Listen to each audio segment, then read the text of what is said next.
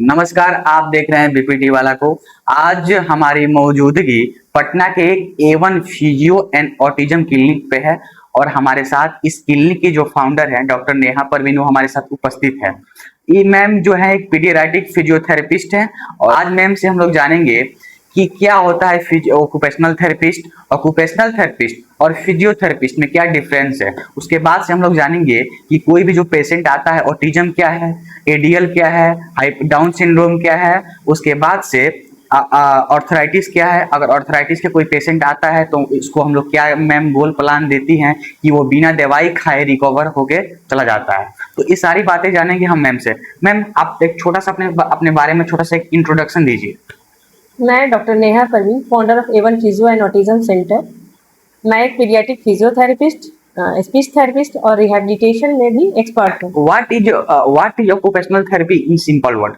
Occupational therapy अगर हम देखा जाए कि ऑक्यूपेशनल सिंपल वर्ड में अगर बोले तो डेली लाइफ एक्टिविटी में जो भी इम्प्रूवमेंट करवाना हो किसी पेशेंट को, तो उसी को हम ऑक्यूपेशनल थेरेपी कहते हैं। जैसे डेली लाइफ में नहाना हो या खाने में प्रॉब्लम हो रहा है, कपड़ा पहनने में प्रॉब्लम होता है, तो उसके लिए हम लोग ऑक्यूपेशनल थेरेपी करवाते हैं, ओटी थेरेपी करवाते हैं। अच्छा मैम, ये बताइए कि जो हमारा फिजियोथेरेपिस्ट है जिसको हम लोग बीपीटी कहते हैं और एक ऑक्यूपेशनल थेरेपी है जिसको बीओटी कहते हैं, तो इन दोनों में क्या अंतर है मैम? इन दोनों कोर्स में क्या अंतर है? दोनों रिहैबिलिटेशन का ही पार्ट है। दोनों में थोड़ा बहुत अंतर है। जैसे ऑक्यूपेशनल थेरेपिस्ट जो होते हैं वो इलेक्ट्रोथेरेपी यूज नहीं करते हैं, वो किसी पेन को वो कम नहीं करेंगे। जो फिजियोथेरेपिस्ट जो होते हैं, क्योंकि ऑक्यूपेशनल थेरेपी का काम है डेली लाइफ एक्टिविटी में इम्प्रूव करवाना, वो इंडिपेंडेंट करवाना कि किसी पे निर्भर ना रहे। जबकि फिजियोथेरेपी का भी वही काम है, लेकिन इसमें ये है कि किसी को अगर ज्वाइंट पेन हो रहा है, किसी को बैक पेन हो रहा है, नेक पेन हो रहा है, तो हम लोग क्या थेरेपी दे सकते हैं? इलेक्ट्रोथेरेपी और एक्सरसाइज थेरेपी का कॉम्बिनेशन है, वो दोनों मिला करके हम लोग फिजियोथेरेपी देते हैं। उससे भी वो भी इंडिपेंडेंट ही बनते हैं। तो दोनों एक ही चीज है, रिहैबिलिटेशन है, इंडिपेंडेंट ही बनाना, किसी पे निर्भर ना रहना, बिना दवा के ही वो काम करते हैं। मैम आप जो कोर्स का बात ऑक्यूपेशनल थेरेपी जो आप बात कर रही हैं, तो ऑक्यूपेशनल थेरेपी में आप लोग को डिजीज को कौन कौन सा आप लोग देखते हैं? जैसे ऑटिज्म भी है, इसमें एलडीएल भी है, हाइपरटेंसिव भी आता है, इसमें डाउन सिंड्रोम भी आता है। हाँ, ऑक्यूपेशनल थेरेपी में एडीएचडी हो गया, एएसडी हो गया, जिसको कहते हैं autism spectrum disorder. Spectrum disorder जिसका यही नाम ही से है कि बहुत सारे डिजीज का वो कॉम्बिनेशन है। एडीएचडी जो हो गया वो हो गया, एडीएचडी वाले जो बच्चे होते हैं हाइपर एक्टिव होते हैं, अटेंशन का इश्यू होता है, तो ये सब बच्चे को देखा जाता है ऑक्यूपेशनल थेरेपी में। डाउन सिंड्रोम वाले बच्चे को भी, क्योंकि वही काम करवाना है उसको, डेली लाइफ एक्टिविटी में वो काम कर सके ताकि दूसरे के पे डिपेंडेंट ना रह सके। हम लोग वैसा एक्टिविटी ही करवाते हैं कि उसका डेली लाइफ इम्प्रूवमेंट हो, तो वो खुद से कपड़ा पहन सके, जूता पहन सके, खुद से नहा सके, कि दूसरे पे निर्भर ना रहे। यस मैम, जैसे भी बहुत सारे, जैसे अभी हम लोग देखते हैं कि बहुत सारे जो लोग होते हैं ओटी और पीटी ऑक्यूपेशनल थेरेपिस्ट और फिजियोथेरेपिस्ट को नहीं जानते हैं, तो वो मतलब उनका नाम ही नहीं जानते हैं और इनका कोई मतलब है कि ऐसा कुछ वैल्यू भी नहीं देते हैं डॉक्टर। तो इस पे आप क्या कहना चाहेंगे? अभी अवेयरनेस कम की वजह से, अब काफी अवेयरनेस, पहले अवेयरनेस कम था तो जिसमें ऑक्यूपेशनल थेरेपी और फिजियोथेरेपी को जनरली सब लोग गांव देहात में तो यही बोलते हैं, मसाज वाले। yes. लेकिन अब तो ये है अवेयरनेस बढ़ रहा है, तो ऑर्थो वाले भी डॉक्टर होते हैं वो भी प्रेफर करते हैं जाइए आप फिजियो करवाइए। ये चीज है कि फिजियो करवाइए, फिजियो से ही ठीक होगा। या ओटी का भी है, अगर कोई बच्चे को नीड है, हाइपर एक्टिव है, तो नहीं, बिना थेरेपी के कुछ नहीं हो सकता, थेरेपी आपको करवाना होगा, थेरेपी करवाइएगा तभी इम्प्रूवमेंट होगा।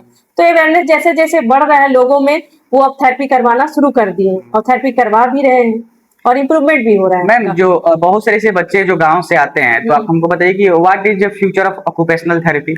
जो ऑक्यूपेशनल थेरेपी करने के बाद हम लोग किस किस फील्ड में जा सकते हैं?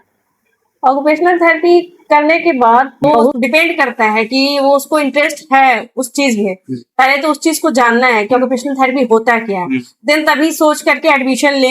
या अगर फिजियो में करवाना एडमिशन, तो पहले उसके बारे में पता कर ले अच्छे से कि क्या फिजियोथेरेपी क्या होता है और ऑक्यूपेशनल थेरेपी क्या होता है। तो दोनों के बारे में पता कर ले, कंफ्यूजन ना रखे, तब एडमिशन ले कि हाँ। इन दोनों का फ्यूचर स्कोप क्या क्या? क्लिनिक भी खोल सकता है या? हाँ, क्लिनिक भी खोल सकते हैं ये सब बच्चे, जैसे कि अगर प्रैक्टिस करें, स्टडी अच्छे से करें, प्रैक्टिस करें, उस चीज को जाने कि हाँ उसमें क्या क्या दे सकते हैं। इन फ्यूचर अच्छा स्कोप है, अच्छा इनकम है, ऐसा नहीं कि नहीं है, खुद पे डिपेंडेंट अपना क्लिनिक चला सकते हैं। मैम ये बताइए कि पटना में हमको देखने को मिलता है कि यहाँ पे ऑक्यूपेशनल थेरेपी का जो डिमांड है काफी ज्यादा है, और लेकिन फिजियोथेरेपी का डिमांड कम है, ऐसा कुछ है क्या पटना में? नहीं, ऐसा कुछ नहीं है कि पटना में फिजियो का डिमांड कम है और ऑक्यूपेशनल का ज्यादा है। वो ऑटिज्म के बच्चे जो है तो इस वजह से थोड़ा सा अवेयरनेस बढ़ रहा है, जबकि ऑक्यूपेशनल को कोई ज्यादातर जानते नहीं है, सब फिजियो को ही जानते हैं कि हाँ फिजियोथेरेपिस्ट है। ऑक्यूपेशनल वाले भी इवन बोल देते हैं कि हम फिजियोथेरेपिस्ट है। ऐसा नहीं है कि हाँ कि पटना में कम है, अवेयरनेस की वजह से बस। मैम एक और आपसे क्वेश्चन है, मतलब कौन कौन सी जो समस्याएं हैं जो आप लोग अपने प्रोफेशन फेस करते हैं? पहले तो ये कि बिहार गवर्नमेंट में आज तक वैकेंसी आई भी थी, अभी भी इस साल भी हुआ ये कि बहुत सारे चीजों की लास्ट ईयर वैकेंसी आई थी लेकिन फिजियो की वैकेंसी नहीं आई।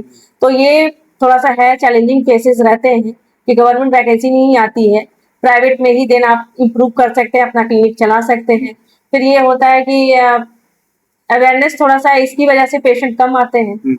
देखिए एक बात कहना चाहते हैं, हम लोग बिहार सरकार से हम सीधे एक मांग करते हैं कि हमारे बिहार में हर एक जिले में एक ऑक्यूपेशनल थेरेपिस्ट और एक फिजियोथेरेपिस्ट का जो डिपार्टमेंट है कोई भी सरकारी हॉस्पिटल में जरूर होना चाहिए, क्योंकि हमारे बिहार में जो गांव से जितने भी लोग हैं गांव घर में, वहाँ पे बहुत से ऐसे बच्चे हैं जो ज्यादा रोते हैं, जो ऑटिज्म के हैं, जो सीपी के हैं, उनको लोग नजरअंदाज कर देता है। बहुत से ऐसे बच्चे हैं जो बोल नहीं पाते हैं, तो वो भी बोल सकते हैं, क्योंकि हम लोग के एक ऐसा कोर्स है जो बिना दवाई खाए किसी भी पेशेंट का जो रिकवरी 100% देता है। देखिए अच्छे से हो जाता है। तो बिहार में हम बिहार सरकार से मांग करते हैं कि हमारे बिहार के हर एक जितने भी सरकारी अस्पताल है उस अस्पताल में एक एक फिजियो और एक एक ओटी का डिपार्टमेंट जरूर होना चाहिए, ताकि हमारे गांव से बच्चे को शहर में ना आना पड़े, वही थेरेपी दिलवा दे।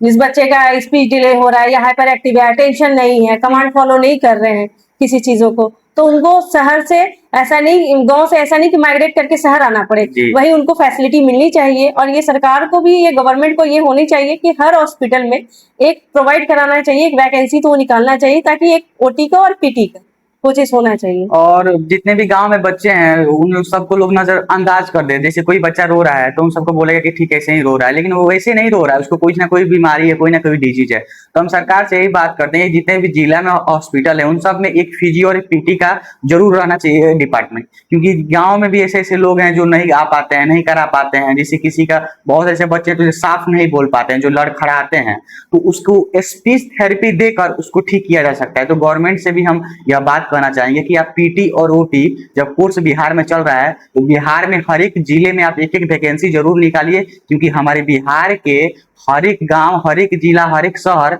में ओटी और पीटी की जरूरत है। क्योंकि हर एक बहुत सारे ऐसे जो लोग हैं जो डिसेबिलिटी में आते हैं, जो चल नहीं सकते हैं, फिर नहीं सकते हैं, जो बोल नहीं सकते हैं, जो जिनका जो है चलने फिरने और तरीका ही गलत है, उन सबको हम लोग जो ओटी और पीटी वाले जितने भी डॉक्टर होते हैं उन सबको ट्रीटमेंट करते हैं और उन सब का जो है रिकवरी करते हैं, रिहेबिलिटेशन में मदद करते हैं। तो सर गवर्नमेंट भी ये बात समझे और हर एक जिला में एक एक वैकेंसी पीटी और ओटी का जरूर निकाले, ताकि हमारे गाँव में जो बच्चे हाइपरटेंसिव है, जो डाउन सिंड्रोम के शिकार हैं, जो ऑटिज्म के पेशेंट हैं, बच्चे हैं जो ज्यादा रोते हैं, जो चाइल्ड हो, हाँ, तो वो जो है रिकवर कर सके। तो गवर्नमेंट भी को भी ये बात समझना चाहिए और इस पे गवर्नमेंट जो है ज्यादा ध्यान दे। मैं आपसे नेक्स्ट प्रश्न है कि जो लो बैक पेन क्या होता है? लो बैक पेन, जैसे कोई पेशेंट आया तो बोलेगा मुझे कमर में दर्द है, तो डिपेंड करता है कि ऐसा नहीं है कि लो बैक पेन हो रहा है तो लो बैक पेन भी अब उसमें हमें एक्सरे एमआरआई वगैरह करके देखेंगे कि ऐसा नहीं है कि डिस्क बल्ज तो नहीं है या हर्निएटेड डिस्क तो नहीं है, ये चीज देखना होगा मुझे।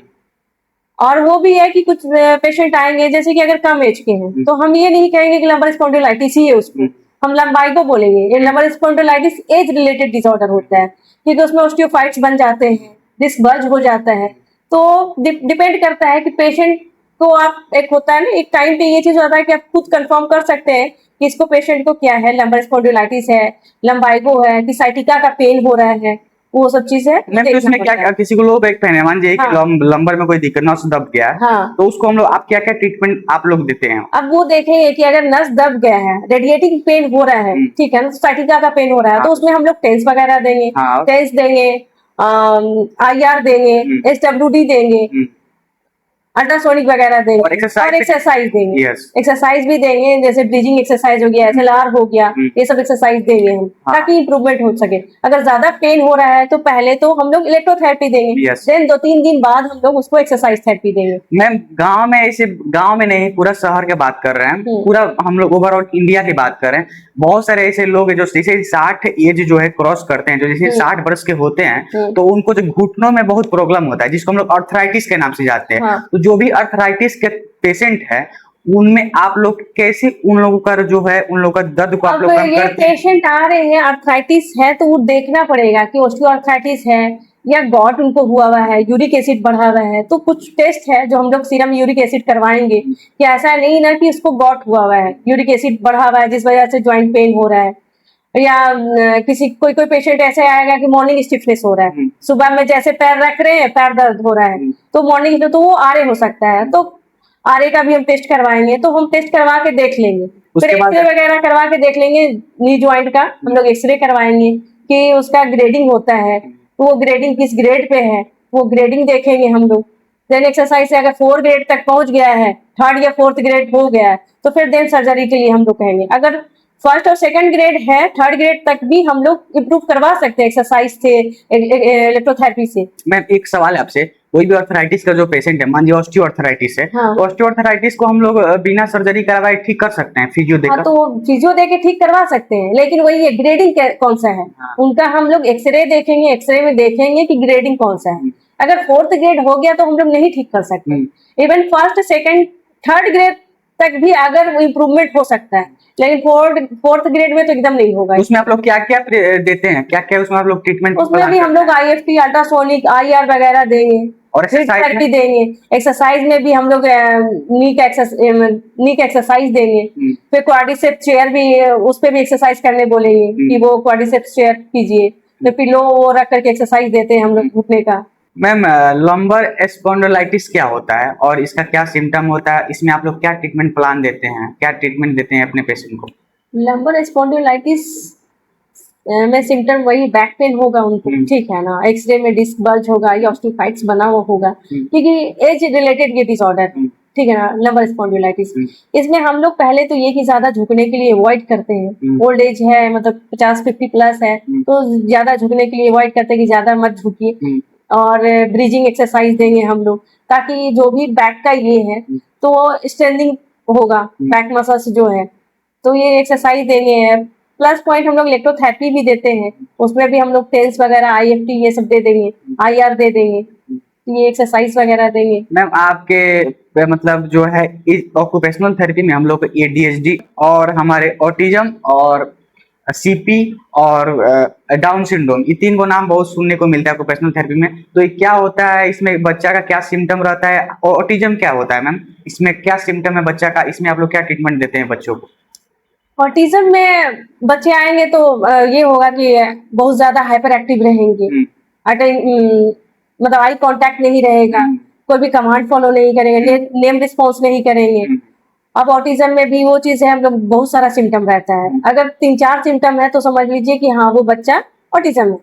एक ADHD होता है, ADHD में हाइपर एक्टिव होता है और अटेंशन डिफिसिट डिसऑर्डर है, तो उसमें अटेंशन पर हाइपर एक्टिव बच्चे रहेंगे। लेकिन ऑटिज्म में क्या है कि किसी को विजुअल स्टिमिंग भी कर रहा है, हैंड क्लैपिंग वगैरह कर रहा है, कॉर्नर ऑफ आई से देखेगा, बाइट भी करेगा वो सब बच्चा, ये चीज होता है उसमें।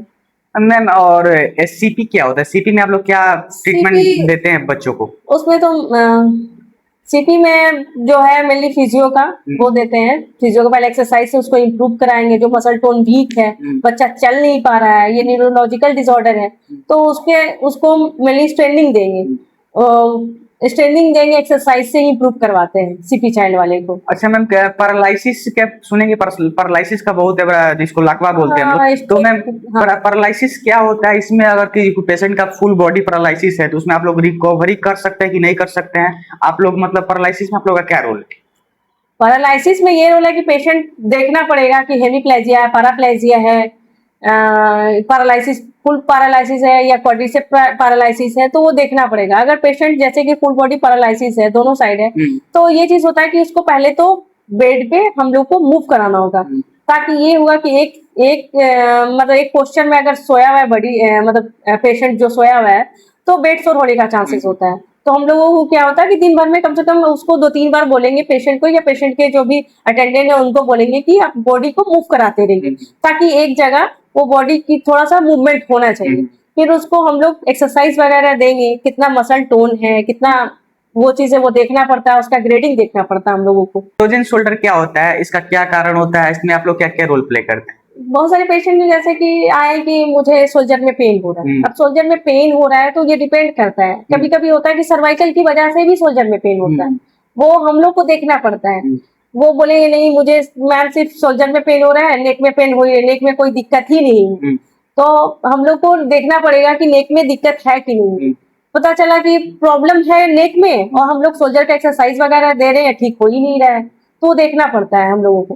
फ्रोजन शोल्डर में भी हम लोग सारा मूवमेंट करवाते हैं, जो भी एडक्शन एबडक्शन, वो भी कोई भी मूवमेंट जो होता है फ्रोजन शोल्डर में क्या होता है कि रिस्ट्रिक्ट हो जाता है, तो उसको फ्री करवाते हैं। उसमें भी हम लोग इलेक्ट्रोथेरेपी देंगे, अल्ट्रासोनिक वगैरह देंगे, IR देंगे, IFT देंगे, ये हम लोग को देना पड़ता है। मैम जो टेंस होता है, टेंस उसका उपयोग हम लोग कहाँ कहाँ करते हैं? टेंस का उपयोग नाम ही है ट्रांसक्यूटेनियस नर्व स्टिमुलेशन। यस। इस वजह से इसमें जहाँ पे भी नर्व को स्टिमुलेट करवाना है हम लोग वहां पे देंगे, जहाँ पे नर्व का इंजरी वगैरह हुआ है तो वहां पे हम लोग टेस्ट देंगे। यस मैम, अल्ट्रासोनिक भी एक होता है, अल्ट्रासाउंड करके कुछ ऐसा जो हम लोग इलेक्ट्रोथेरेपी में पढ़ना है। हाँ। तो वो अल्ट्रासाउंड का उपयोग हम लोग किस किस कंडीशन में करते हैं?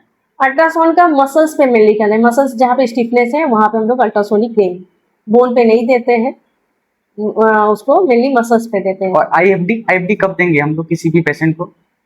इंटरफेरेंशियल थेरेपी है IFT। Yes. IFT भी हम डिपेंड करता है कि पेशेंट किस टाइप का आया है, तो उसके अकॉर्डिंग हम लोग देते हैं।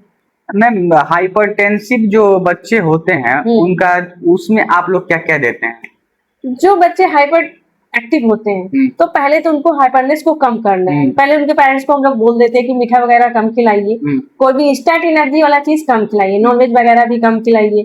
और देन हम लोग का जो रोल होता है एज ए थेरेपिस्ट, हम लोग का रोल होता है कि उसका हाइपरनेस को कम करना है। तो बॉल प्रेशर देते हैं, बेडशीट रैप करके देंगे, बॉल प्रेशर, ज्वाइंट कंप्रेशन देंगे, ब्रशिंग देंगे, जिससे उसका हाइपर एक्टिव कम हो सके। यस मैम, बहुत सारे ऐसे बच्चे हैं जो गांव से 12th पास करके आते हैं यहाँ पर और OT और PT करते हैं, लेकिन OT ऑक्यूपेशनल थेरेपी और फिजियोथेरेपी में एडमिशन लेकर वो लोग पढ़ाई नहीं करते हैं। वो लोग ज्यादा फोकस करते हैं कहीं ना तो कोई जो है क्लिनिकल पकड़ लेता है और नहीं तो कोई जाकर दूसरा फील्ड में काम करने लगता है। इस पे आप क्या कहना चाहेंगे? मेरा तो कहना यही है कि अगर एडमिशन लिए हो तो पहले थ्योरेटिकली इस चीज को जानो, देन प्रैक्टिकली करो। पहले थ्योरेटिकली उस चीज को जानते ही नहीं हो कि एनाटॉमी अगर पढ़े ही नहीं कि कहाँ पे बोन, कौन सा बोन है, कौन सा मसल्स है, अगर हम इन फ्यूचर अगर ट्रीटमेंट करेंगे, हमें पता ही नहीं कि ट्रेपेजियस मसल्स किधर है, डेल्टोइड किधर है, कौन सा बोन है, कहाँ पे वो बोन का इंजरी हुआ है, पता ही नहीं है और प्रैक्टिकल करने लगे तो वैसा डिग्री लेना तो बेकार है। मैं तो यही कहूंगी कि पहले थ्योरेटिकली पढ़ ले, कंप्लीट कर ले,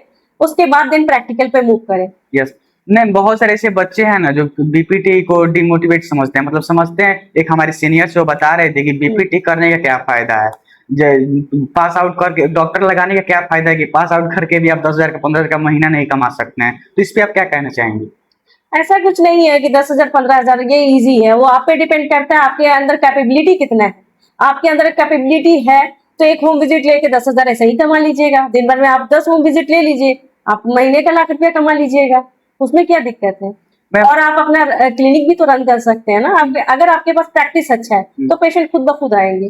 मैम अभी जो बच्चे पढ़ाई कर रहे हैं, BPT कर रहे हैं, चाहे प्रोफेशनल BOT कर रहे हैं, तो उनको आप क्या सजेशन देना चाहेंगे? अभी जो बच्चे पढ़ाई करें BPT या BOT, मैं तो यही कहूंगी कि पहले वो अपना कोर्स अच्छे से कंप्लीट करें, थ्योरेटिकली अच्छे से कंप्लीट करें, खासकर एनाटॉमी और ये सब जो कुछ सब्जेक्ट है उसे अच्छे से पढ़ें, देन मूव करें, देन प्रैक्टिस पे करें, ना प्रैक्टिस भी करें। अगर उनको टाइम मिलता है तो प्रैक्टिस करें 1-2 घंटे, ज्यादा प्रैक्टिस नहीं करें। मैम कोई भी एक ऐसा एक्सरसाइज के बारे में बताइए जो ब्रेन को हाई लेवल पे इंप्रूव करे, जो ब्रेन का डेवलपमेंट। बहुत सारे ऐसे ब्रेन जिम एक्टिविटी हैं जिससे ब्रेन का इम्प्रूवमेंट हो सकता है। एक तो लेजी एट होता है, उससे करने से क्या होता है, चाहे वो बच्चे हो या बड़े हो, वो करेंगे तो ब्रेन बूस्ट हो जाता है उससे।